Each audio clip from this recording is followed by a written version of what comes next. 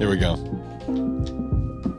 Hey guys, what's up? It's Stacking Chairs, the youth ministry podcast all about serving in youth ministry. Whether it be youth group or youth camp, whatever God has you serving in, that's what we're talking about. I'm one of your hosts, Josh Paul Hamus. I'm joined by my fellow host, not Kyle Gray, as you guys are probably noticing if you're watching. I am joined by three good friends of mine, Brent Fincham, David Foreman, and Chad Harwell, who are joining me today for the first ever four-person panel of Stacking Chairs. Kyle's not able to join us. He's feeling a little under the weather, especially in the midst of camp. It's easy to happen. And just as a reminder to you guys, if you're listening, you're going to hear camp happening in the background. Please forgive us. So let's go around the table, guys. Everybody give a little introduction about who you are, what you do with Word of Life. Starting over here at Chad.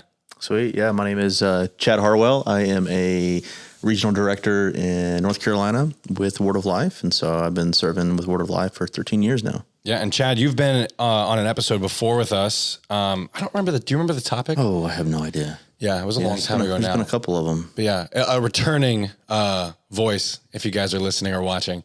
And then to my left here, we have a brand new guest on Stacking Chairs. Introduce yourself a little bit, David. Yeah, so I'm a second-year Word of Life Bible Institute graduate and also a youth ministry internship graduate from Word of Life and also a Liberty graduate. Okay, well, tell us a little bit more, because here's the thing. Yeah. We know these guys a little bit. So I'm going to give you an extra 30 seconds to tell us something more about yourself. All right. Well, I'm a ministry kid, so I've grown up in a ministry home all my life. My dad is Scott Foreman, if you know him. He served in as a missionary in Word of Life Canada as a camp director for over 10 years and has always been involved in ministry. So I just grew up with that kind of background, and he's been a pastor for the last 7 years in South Jersey. So that's where we've been at. Well, and he's been on an episode of Stacking Chairs before. He has. Which we talked about parenting, which ironically enough, I told David yesterday, we're going to get the inside scoop of if your dad was full of it or not, or if he's actually giving us the real deal. Yeah, get the real deal Unfiltered. going. Yeah. All right. And last, but certainly not least, Brent, right? Well, no, not least. I actually think it takes three of us to make up for one left Kyle. So that's fair. Kyle has a lot of personality and a lot of things to say and helps fill in the gap.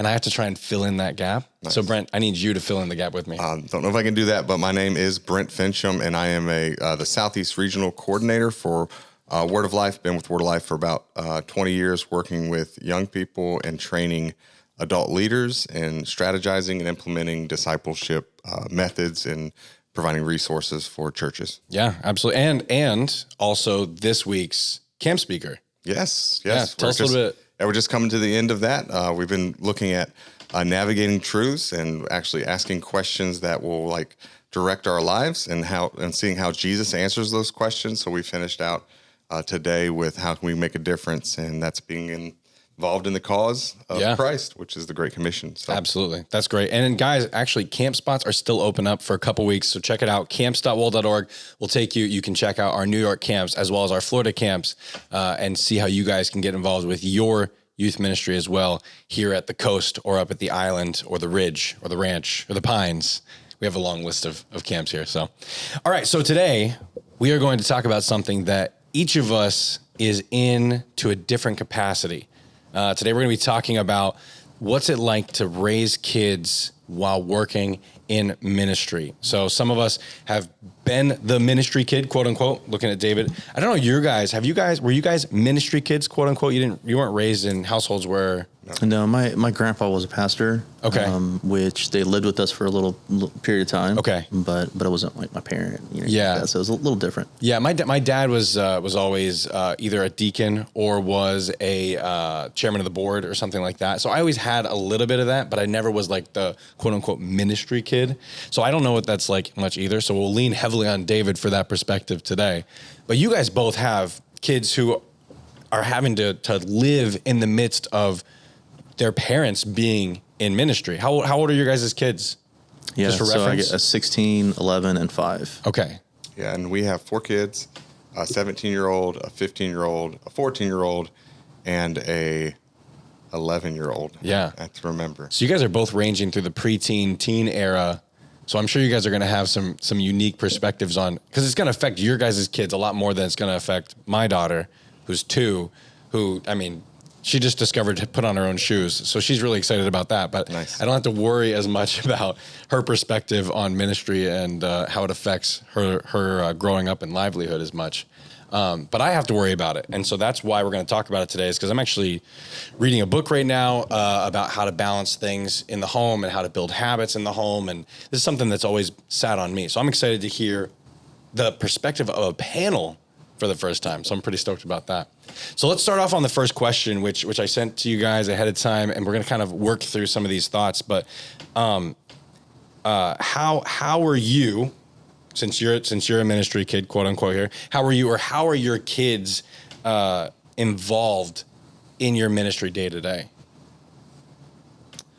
Well, I've always been in a ministry home, so being a part of a camp and even a church has been my whole life. Ever since the womb, I've pretty much been involved in camps.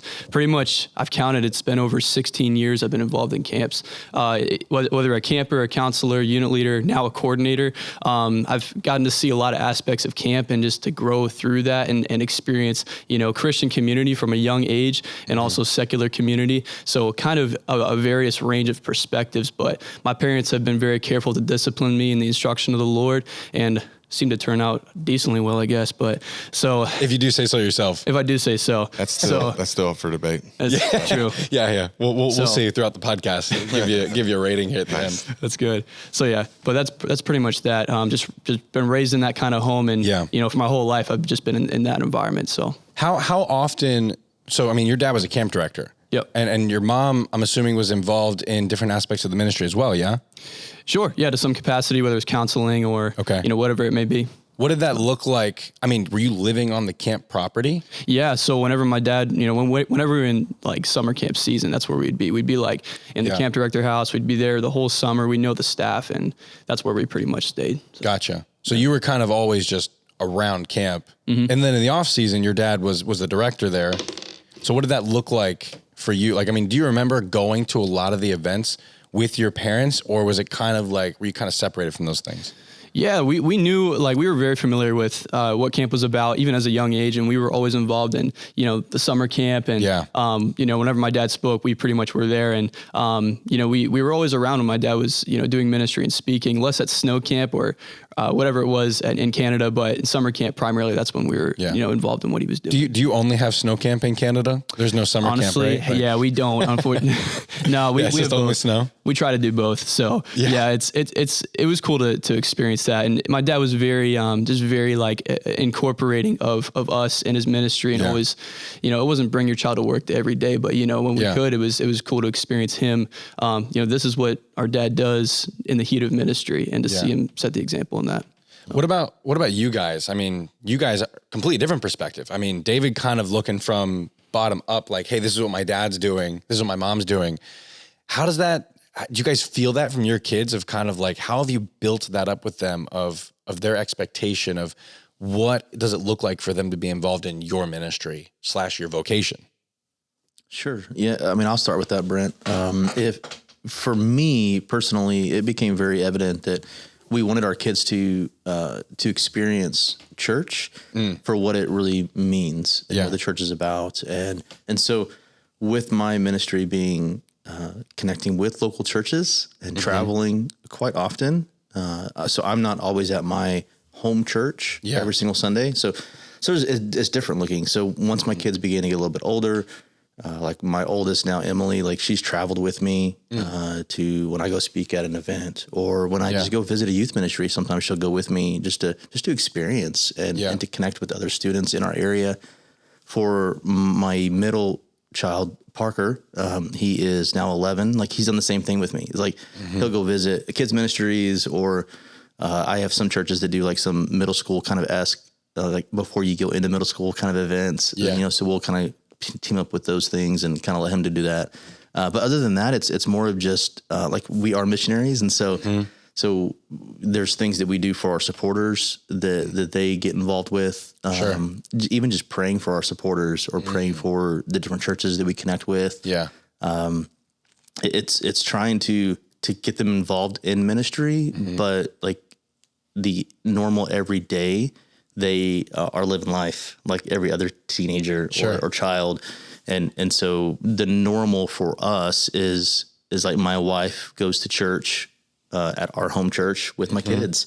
Yeah. They have friends there. They're building a community there. Yeah. And that's what church is about, I believe. Yeah. And so there's that aspect of them really trying to experience church life. Yeah. That is a normal, in quotation, church life, that's not bouncing around to other, Yeah. And so they're building that community within our church. How often do you get to be with them in that home church then? Yeah, it's a good question. It varies from month to month. Typically it's like once a month. Okay. Sometimes it's more. Yeah. Sure. There's seasons where I'm not there all month. So it just varies. It goes back and forth. And I'm guessing Brent's kind of similar in that same aspect. He may be totally different. We'll find out. And so, I'm kind of curious to hear kind of how he. Well, in that same vein, I'm curious, one more question for you then. Are you a member at that church then? I am. Yeah. Okay, I'm a member. I'm actually an elder as well at my church. And so I have leadership and I'm able to stay plugged in that way. Gotcha. So I know what's happening. Yeah. I have a great relationship with our lead pastor. And so I office at the church as well. Okay. And so cool, there's cool. So I don't office at the house. Yeah. I'm not as cool as Brent is because I know he has like a downstairs like setup where. See, we don't have basements in Florida, Yeah. so I have no chance for that. Yeah. And If you go in your basement, you're in a swimming pool. So you're in the water table. Nice. That's right. So you get a lot of the community aspect of your church still. Because a lot of people would look and be like, okay, I get all my community on Sunday. Yeah. But you get more of your church community through the other aspects that a lot of people don't. Yeah. That aren't a part of. And then we also run small groups Okay, cool. at my house. Gotcha. I have a small group that meets every Monday night. And so that's another community that we're building that comes straight from our church. Yeah. So That's cool. I've always wondered, how does an area missionary, especially because they're traveling so much on Sundays, meeting with churches on Wednesdays or whatever else, how do they stay involved in a local church? But I really actually appreciate how you're staying involved in your local church, even when you have to travel for your job. I think that's really cool. Oh. Yeah. So there you go. Kudos. Good job. Not that you needed my approval, but Good job. Brent gave a thumbs up too. You're good. Good job, Chad. just don't tell my boss. Don't tell your boss? Yeah. Don't tell John. Don't tell John. We won't tell John. John doesn't listen to this podcast. Does he? Does he listen? We'll find out. I'm going to ask. We'll say, hey, John, if you're listening to this podcast. That's right. You know who does listen is Don Reichert. Nice. Yeah. I like to give shout outs. Don, shout out to you, everybody. Shout out, Don. Shout out, Don. Let's go, Don. Lisa, what's up? Hey, so Brent, what about you then? What's your balance look like for your family? Is it completely different or is it kind of similar to what Chad does? So we like to really pick and choose where we kind of let our kids get involved. People may disagree with this, but we actually don't think that it is our family's ministry and that God burdened our heart with this calling, Stacy and I, my wife and I, and obviously God entrusted our kids to us, but they all have their own calling as well. And so I don't want to throw the pressure of obligation on them. They have a obligation to be a follower of Jesus Christ and to walk with him.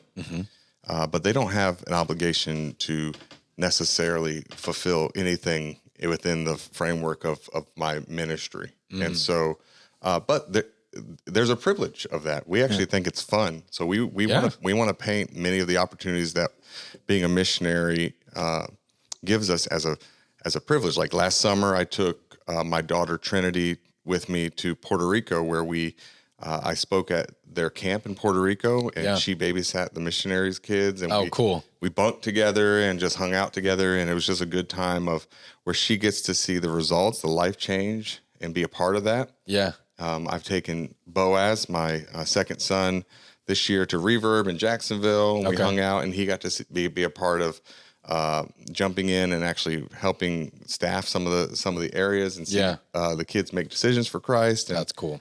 Justice, really early on when my brother planted a church out in California, we went down there and helped him launch the church together. And so we want them to be involved, and we actually think they have a great opportunity. So we don't want to look at it just a negative. Oh, your dad's in ministry, you can't do this, you can't do that. Well, there's a lot that you can do. Yeah. And there's a lot of cool things that they get to be a part of and be exposed to that other people wouldn't. Yeah. And they get to see God work in unique ways. And so we try to keep the positive attitude around that. Yeah. And so like when I travel to go speak someplace, Stacy, my wife, is at home, and she could say, well, no, Daddy's not here. You know, this kind of stinks, you know, but instead she's like, hey, let's pray for Dad. You know, this is the cool stuff that Dad That's gets encouraging. to go do. And so it's really creating hopefully an attitude towards ministry that we don't want ministry. We don't want to sacrifice our family on the altar of ministry. And Yeah. so it's just really, we pick and choose. So for me, it's not necessarily a formula. It's just kind of like, you just kind of, as you go, you kind of figure it out. You can feel it. I mean, cause you know your family better than anyone else does. I mean, both you guys, right? I mean, you can kind of feel when that back and forth pushes and pulls, and you can kind of make those decisions as you go, I'm assuming. Yeah. And my wife is super good about letting me know about that too. Yeah. So like I'll say, how are things going? You know, and she'll say, hey, you know, I think you need to clear your calendar here or there. And she has the veto power to make that happen. Nice. Because honestly, bro, we get one chance at this thing, right? Yeah.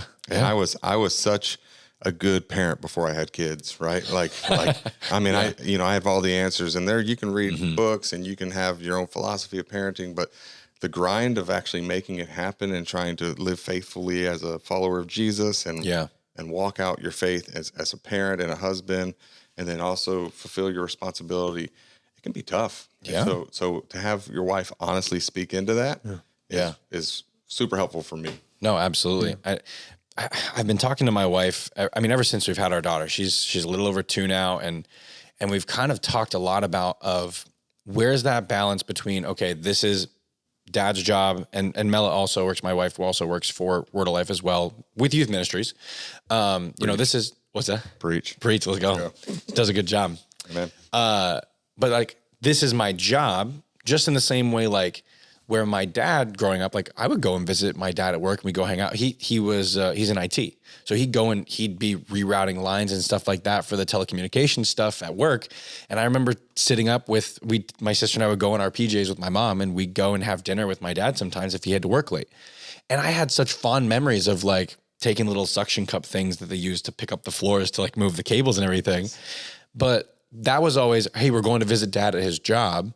And that's the balance I've been trying to figure out is, do I want my daughter to look at my role here at Word of Life as, okay, this is where my dad goes and works. And it's a ministry. It absolutely is a ministry. Let's be clear about that. But this is where Dad works. And then the things we do at church are the things that I'm involved in. And that's where I need to take a role as well as she grows up. And that's where I've been kind of like this back and forth struggle. And unfortunately, I don't have an answer as to where we're going to land on it, because it's something we've just been talking about and something that's always been kind of eating at me ever since I knew we were going to have a child. But I don't know where that balance lies. And I mean, I'm sure as you guys have kind of worked through your own balances, and as you saw your parents work through their balances, I'm sure there have been times where your kids have said, I don't like that you do this, or I don't like that you have to go and do this thing. Have you guys ever seen or had your kids, like, just something that sticks out in your mind of like, okay, this was a time where my kids, they really didn't like the ministry I have because it got in the way of this, this, or this? And how did you respond?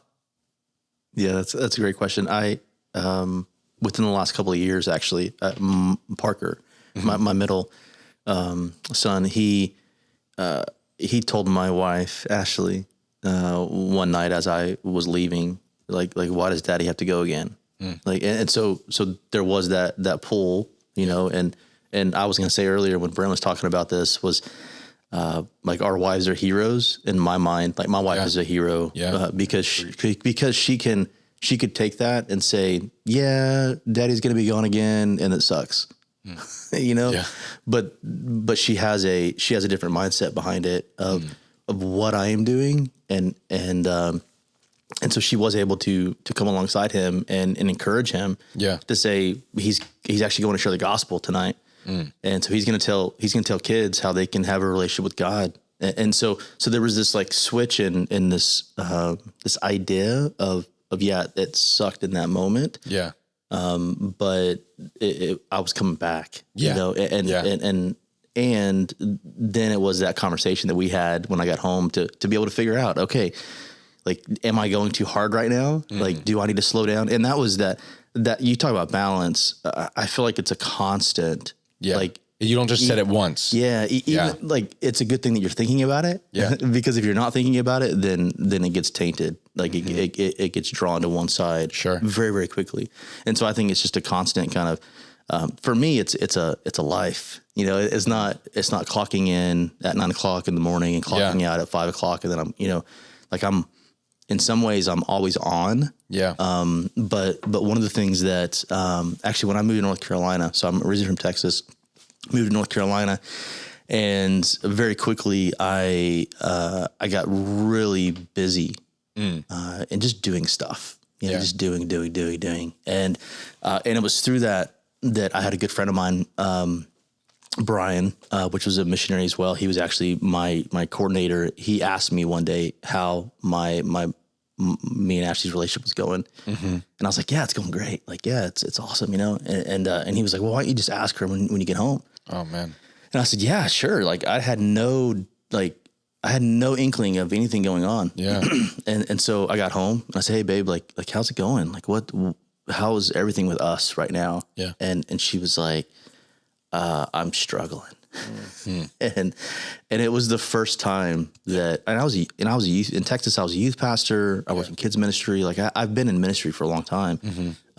But for the first time, it was this moment of coming face to face with my wife, where I realized that we weren't on the same page, and that I was just going. And she made some comments like you never turn off. Like in the evening time, you got your computer out and you're working still, and you're writing emails, or you're contacting somebody, or she's like, when do we get you? Like, like when you're here, are you really here? And so that was now about 8 years ago. Okay. And ever since then, it's these moments where I just check back in with Ashley, and I'm like, hey babe, like, how's it going? Like, what am I doing? What am I not seeing? Yeah. Because being in full-time ministry, like we look at it as a partnership, me and Ashley. Yeah. You know, we do ministry together. Right now, ministry for her is a lot of times just being mom. It's just being there for my youngest, Owen, who's 5, being there for Parker, being there for Emily, parenting a teenager. Like it's just being a mom. Yeah. And so there are times that she gets pulled out of that and she does ministry things with me. Yeah. And we do it as a couple, as a team. But so we look at that as trying to figure out, okay, that balance, you say, it's, you know, cause this is just kind of a life, you know, that we're just trying to serve Christ the best we can. Yeah. And so the one thing that I don't want to, and this is something that we decided a long time ago, is we don't want to look back and say, okay, we completely missed the ministry opportunity that we had with our kids.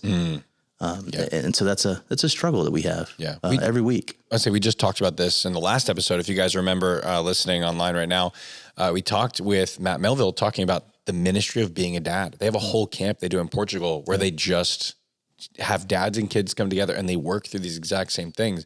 But in ministry, there's an extra level of, hey, yeah, I'm not making time for my kids. And the temptation can then be, well, I'm making time for people and I'm making time for, that was actually the thing my wife challenged me with is, I was like, Mela, I'm doing a good job of balancing everything.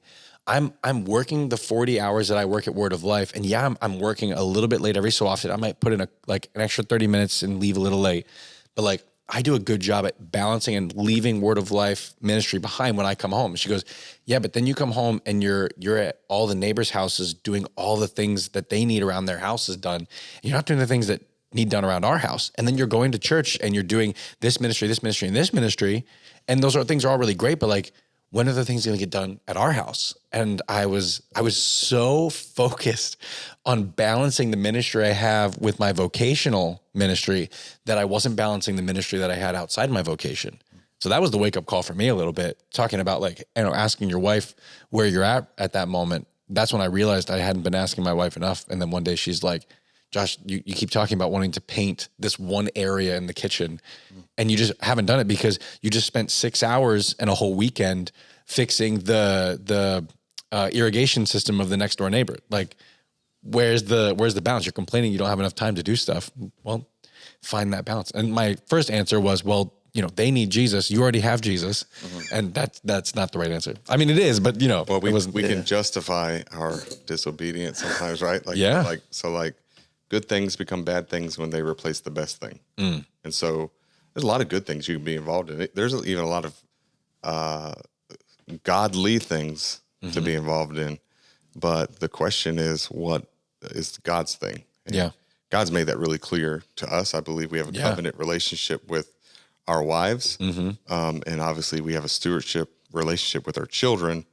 And I know we say this, but they actually do come first. They're not vehicles to accomplish ministry. They're actually recipients of ministry. And so we actually should be focused on ministering to our family, and to bypass them so that we can minister to others it's definitely not a legacy I want to leave. There used to be this mindset even in ministry, guys who would just grind, and people would look at them and be like, man, see that guy, he's so busy. And people would even verbalize, they would say, I'll do the ministry and God will take care of my family. Well, that's bogus. And we see the wreckage of that. We actually see people's families that are just, they have church hurt and ministry hurt. And there's this mindset that comes out of that as well, Josh, of like, God takes my dad away. And so why would I like God? He took my dad away. And so, these are really good conversations. I'm sure people who are listening, hopefully you're thinking through some of these things. And like I think you've said already, but there's not like a formula, but there should be a time where you sit down and you actually strategize and think through how am I going to filter my life through God's values?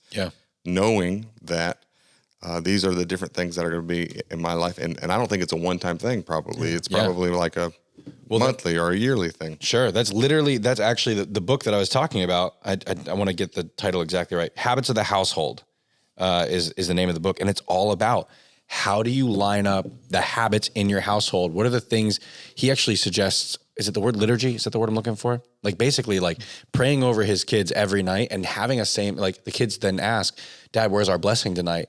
And he's like, in the midst of chaos, I do these things every night because it's a reminder, even in the habit, it's a reminder of my love for them, and then the love that God has for them even more so. And those are the kinds of things I want to build, like holy habits, things that are going to help with what you're talking about right there, help make them a part of our life so much that my daughter does not ever imagine a world where that's not the case, where dad doesn't care more about me than he cares about his quote unquote ministry and vocation. He cares more about the ministry he has with me first. And I'm sure, David, you went through a lot of this as a kid. What did that look like for you? I mean, we're talking from the perspective of dads, and we're looking down, and not down, but we're looking toward the people we serve and say, okay, this is what we're trying to figure out. What did that look like for you, whose parents were in the midst of that ministry? Yeah, I'm super interesting to hear this. It's like getting like a sneak peek into like what your kids think about you. Yeah, absolutely. So I just want to say I was so blessed to be in the family that I'm in. Yeah. I see a lot of other families that, may not be, just had the spiritual just interest of the parents and the kids' lives that I had. And I will never just maybe fully understand how blessed I am. But I always remembered as a kid that my dad always made time for us. Our parents always made time for us. And I don't know, for some people, I know there may be some people out there that, the ministry is your idol. And sometimes that can come in conflict with your kids and priorities. And but for me and my brothers, like we just always appreciated when my dad took time every day to just spend time with us and just really just be a good fatherly figure. He really applied Ephesians 6:4, which says, "Do not exasperate your kids, but bring them up in the training instruction of the Lord." And that has really applied just throughout our whole life. And we just always knew he prioritized us and cared about not just like our lives, but even our struggles and seeing how are we really doing and all those things. So that's how you feel. This is a question here. I know that's how you feel now. And I'm sure you felt that way most of your life too. Was there ever a time that you didn't feel that? For example, I look at my dad and I go, I know my dad loves me. I have such a good relationship with my dad now. I had a great relationship with my dad up until I was probably like 14. And then there was this span of, man, my dad doesn't care about like anything I care about. He doesn't put in the effort to. and I was completely wrong. It's just because I was, 14-year-old, 15, Selfish. 16-year-old. Yeah. Yeah, a selfish Yeah. teenager. Yeah. And you don't see that in that moment. But was there a time for you, David, where you looked at your parents and you said, you don't care, you care about the ministry more or all these things? And how did your parents respond to that? I'm curious if you'd had that moment. Yeah, I think a lot of it comes with interpretation of how things are, because sometimes as a kid you think that, maybe your parents, don't care, they don't have an interest, they don't have anything to say with your struggles, but a lot of it is just an interpretation of the situation. Sometimes, parents can be heavy in ministry and we think that they don't have any time, but, sometimes there's just times where we have to really ask the question, like, can you help me with this struggle? And sometimes for me, I didn't understand as a kid, you don't understand like the weight on your parents' shoulders sometimes, and they have ministry, other things that they're involved in. They just have a ton of responsibility that we don't understand as kids. And so sometimes that interpretation comes into play. Or misinterpretation of the situation. And so, yeah, sure, there were times where I felt that, but I'd also come to understand their side of things as well, you know? And so, but if I ever had a question or if I needed to go to them for anything, they would always be available. Yeah. So were there ever times were there times that your parents reached out to you when they noticed that was going on? Or did you always were you just good at initiating those conversations? I think in terms of availability, right? Yeah. I think if there was anything that I needed to talk to my parents about, they were always available. And sometimes when they sense something is off, when your kids, you can sense something's off sometimes. Yeah. And so sometimes they would come up to me, and ask me that, and I don't think my parents were ever really super distracted enough to not give us the attention that we needed or the intentionality that we needed. That was always available. So. And here's the thing that I find a little bit of comfort in is that there's probably times where your parents were distracted, and the fact you don't remember them makes me feel like there's a good chance that my daughter is going to be more gracious with me if I'm being intentional. Like there are terrible parents out there who don't give their kids the time of day ever. And then their kids resent them, and they have this relationship of if there's someone in your family who's toxic, you need to cut them out. And there's a whole trend I see in people my age where it's you have no obligation to keep your family in your family. You should make your own family. And man, if my daughter ever gets to that point one day, I will be crushed because I'll have no one to blame. I feel like I'll have no one to blame but myself. I just don't rent problems. I think it's you think down the line thinking like too that. far. And not only that, man, there's this, we could dig deeper into that. Sure. There's just this idea that everyone's the victim.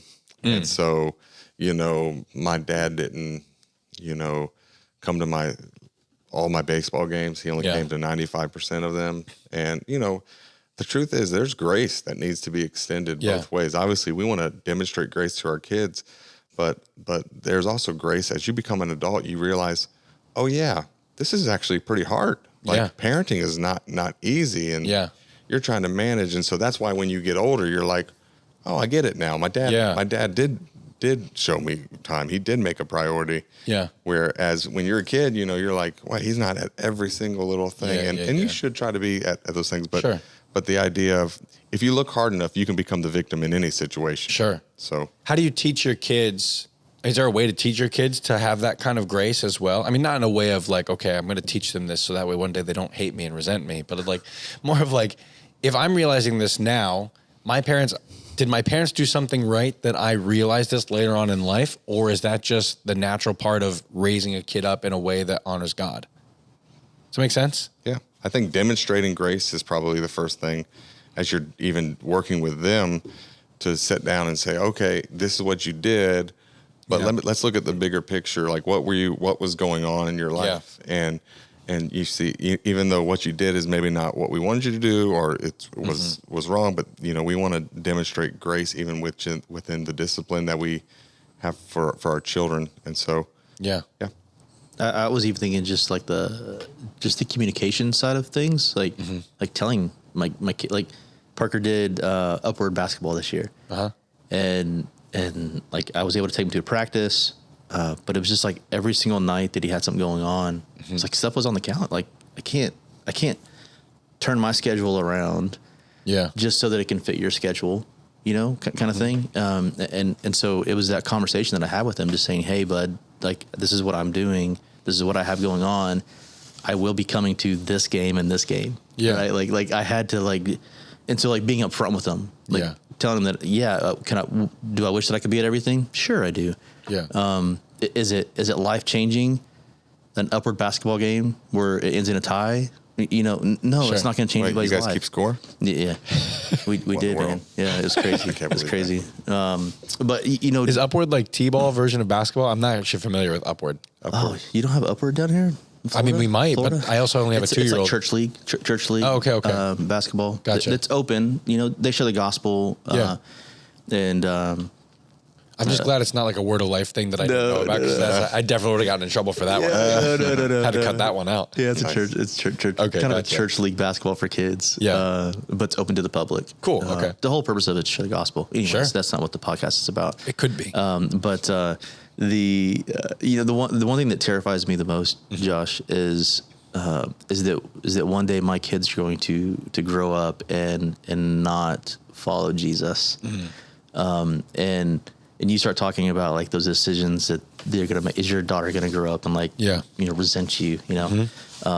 I cannot allow that fear to like debilitate me. Yeah. Because it can.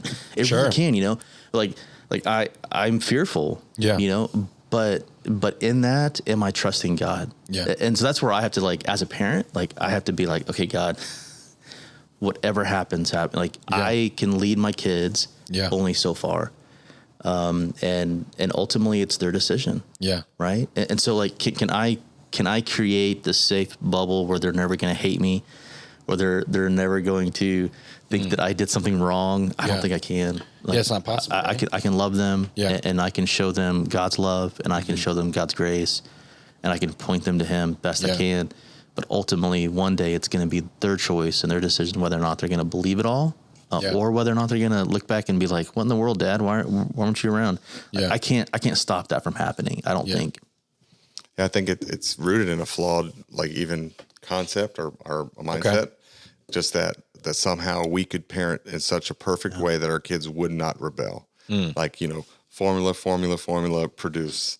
And that's just not the truth. I've met with so many guys recently who kids have walking away from the Lord, or they're in a season of rebellion, and they're starting to kind of deconstruct their parenting. They're kind of going backwards and thinking, what if I would have done this right? Or what if I would have done that right? And so the question is, if you would have made every decision right, are you telling me that your kids would have turned out perfect and they wouldn't have rebelled? No, there comes a point, like Chad said, where your kids are going to have to make the decision on their own. Yeah. You look at the rebellion of the nation of Israel. God's the perfect father, right? He hands out instruction perfectly. He hands out discipline perfectly. He's perfect in every way. And yet his people rebelled on the regular. They just kept rebelling, and we rebel, and we would never throw shade at God. Sure. Because of our rebellion. We would never say, well, God's inadequate in some way because I rebelled. So the question is, can we parent better than God? I don't think so. And no. Yeah, I mean, we can't. And so there comes a point in time where our kids are going to have to make that decision. Now, we're going to do everything to be faithful. And so I've been telling the people that I've been dealing with, hey guys, listen, I know you, and I know you're not perfect, but I know with the information you had and the moment you had, you were trying to be as faithful as you possibly could. Yeah. And if we're living our life in reverse, man, that's where Satan wants us as parents. And I think he wants to paralyze us on the front end as well. What if my kids walk away? If I parent just perfectly, maybe this thing, well, that puts the control in your hands, and it's never been in our hands. Yeah. It reminds me, every fear that I've worked through and the anxiety that I've worked through, the answer has always been for me, and this is what I got in my counseling, is if you're fearful of that, maybe you just don't trust the sovereignty of God as much as you say you do.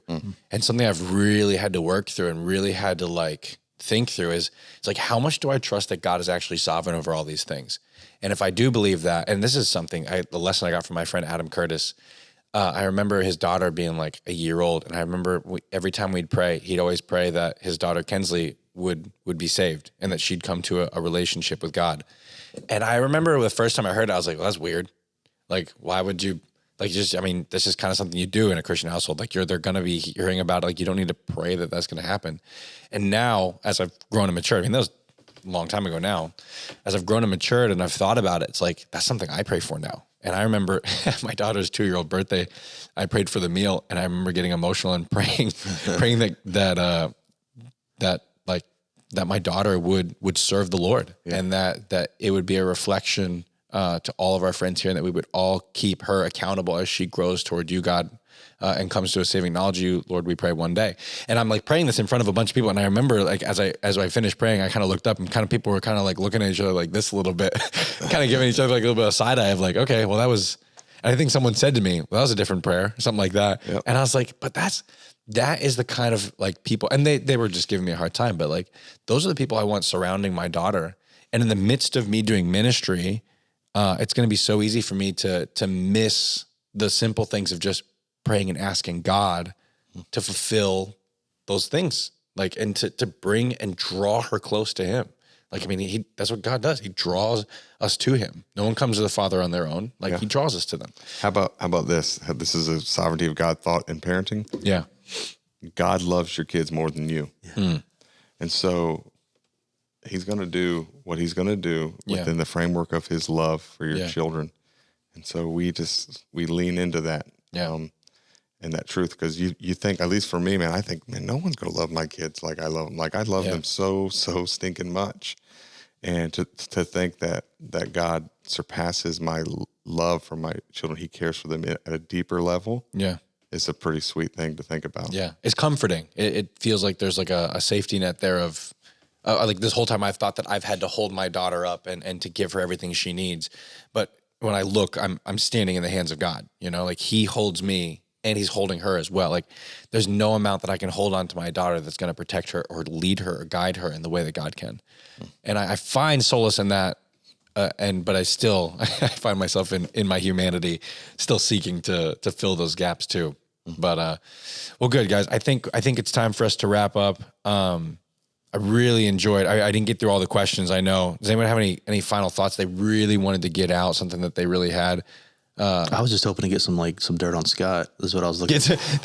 We brought you on. That's for the next episode. That's for the next episode. Okay. Dirt on Scott. Let's get some dirt on Scott. I had a couple thoughts real quick. Yeah, let's hear it. As a ministry family, like it almost feels like you have to have a certain standard because other people are watching. Yeah. And as a kid, you kind of feel that. It's not just the parents, the kids feel that too, because I remember going into, when my dad, stepped out of Word of Life as a director and was stepped into a new ministry chapter of being a pastor.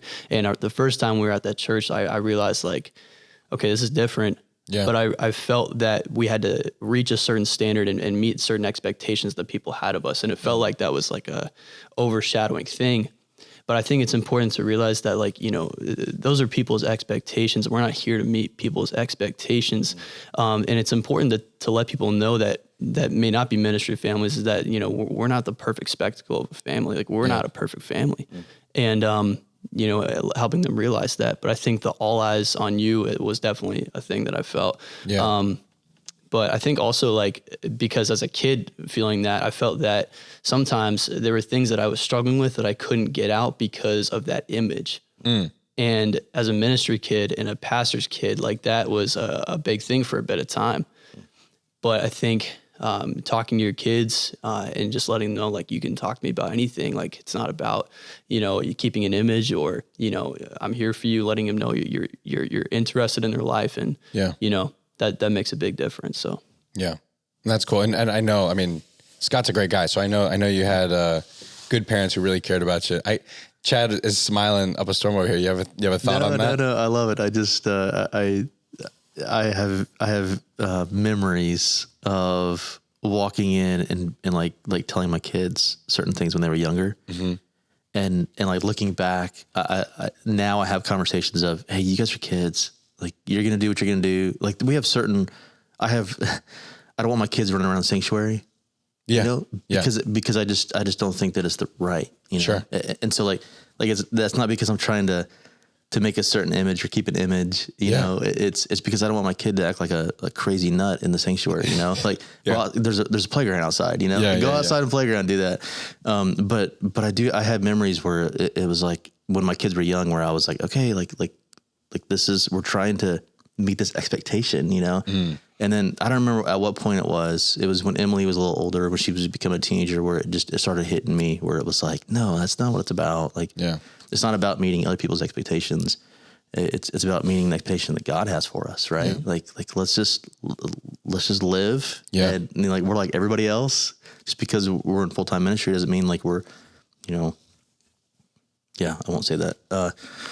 You know, we're like normal people. Yeah, you know, we're trying to serve God and love Him best we can. Yeah, and so I finally it relieved weight off of my shoulders and off my wife's shoulders, not carrying that stress around. Yeah, they have to act a certain way, they have to be a certain way. Like, just let them laugh, you know. Yeah, to hear you say that, David, about like how you felt that expectation, and it actually kept you from maybe being honest about what you were going through. Because, you know, how might this reflect on my dad or reflect on my parents? And it just, well, for me, it just makes me mindful. Yeah. Like I want to be mindful that those might be some of the emotions. That's one of the reasons I wanted to hear your perspective, because, you know, my son's 17 now, and he's very outwardly compliant, seems like, but he's pretty quiet. And so when I hear you say things like that, I think, well, maybe that's some things that maybe he's processing, or that he's trying to, you know, and I don't want to push that expectation on him, because like what you said, man, like, listen, I want my kids to behave in church because it's the right thing to do as a person, like as a follower of Jesus. There's no greater expectation for you of just because you're a missionary kid or a pastor kid. You know, my expectation is that you would, you know, love Jesus, follow Him, obey Him, and how that fleshes out in your life. But, you know, we don't walk a different way, talk a different way because we're Word of Life missionaries. We do it because we love Christ, and that's going to transfer to any ministry role. Yeah, no, you're absolutely right. You're absolutely right. Well, good guys. This has been encouraging to me. I've had some mentality shifts because of today's conversation, so I appreciate that, and I look forward to keep figuring this out. Like, I like that analogy we had toward the beginning of, like, you know, there is no formula. It's not going to be just like something we set and then we're good. You don't just set the bar. You're constantly evaluating and shifting. And I think that gives me a little bit of relief, a little bit of hope here. And as David so graciously put about himself, you know, he turned out all right. So there's supposedly. I think that's true. You got a good score out of this episode. Yeah. All right, we're gonna move now, guys. If you've been here before, you know we're moving now into small groups. Small groups, a time where we just kind of talk about what we were just talking about. Maybe talking about what's happened in our lives, something funny, whatever it is. That's small group. You know, that's what we kind of do. So today for small group, we just want to kind of talk about something that's going on in my friends here on the ends of the tables, Chad and Brent. You guys both have some conferences coming up. Why don't you kind of tell everybody about that, how they could be involved? Guys, check it out on the internet if you haven't, if you've heard of the internet. Come to our conference.com. It's not that. It's not that. Go ahead, Chad. Tell us a little bit about your conference. Yeah, well, it's a leadership development conference. It is for all leaders that are in kids ministry, youth ministry, pastors, parents of kids and teenagers. Like, we open it up to anybody. August 26th is when our conference is going on. I believe Brent's is the 25th and 26th. It's a 2-day conference. Ours is just a 1-day conference. Doubly is good. Ours is. And ours actually is in High Point, North Carolina. And so on the 26th of August. Okay. And if you want any information, you can email me. It's just my name, Chad Harwell at WL.org. And then spell Chad for them. Chad Harwell. CHAD. It's Chad. I've never heard it spelled any other way. Harwell is HARWELL. And it's at WOL.org. Yeah, hit them up for that conference. That'll be great. And that's in High Point, North Carolina. High Point, North Carolina, which is is that outside? You're up in Winston-Salem area, right? Yeah, yep. So it's in that area. About central Triad area. Okay. If you're familiar at all, we have people from Virginia, North Carolina, and South Carolina that come to the conference. Great. And so, great. Yeah. Okay. Yeah. Email him. Check it out. That'll be a definitely worthwhile place to go. So, Brent, and ours is in Carrollton, Georgia. It's the greater Atlanta area. Love to have you come. If you want to come, you can you can email Chad, and he'll email me, and let me know that you want to come. Yeah. You don't want to give out your email address? I'm just playing. You nervous? No, it's Brent Fincham at wl.org. So Can you spell that, please? Yeah, BrentFinchum. And we just have a good time. We really want to love on our leaders and get the year started out right. We find that there's kind of a ministry flow of a year, and there's some excitement at the beginning of the school year. That's when a lot of our churches start their youth ministry back up. And so we want to encourage and send them out with some new ideas. Yeah. That's what we do. How much are these conferences? Ours is like $25. Okay. But don't quote me on that. Guys, that's not the final quote, all right? Brent knows, though. $25 is where we usually land. Okay. Wow. The early bird for ours is, I believe, $27. Okay. And that's a 2-day conference, if you were wondering. So you get actually more value for 27. Early bird. Yes. Early bird. Yes. So. And if you give them the code Stacking Chairs Pod, then you can go to the conference. Right? You can. Full attendance is given with that. Yeah. Absolutely. I'd like to pitch his dad's book. Oh, please go ahead. No, go ahead and pitch it. Go for it. 7 Crazy Years, just recently released, and it's about just the years of the teen life and how to just counsel your teen through the years, 7 crazy years of being a teen, and just pretty much any topic you can really think of that's really pressing for a teen. So that's out now. I'm sure it's great.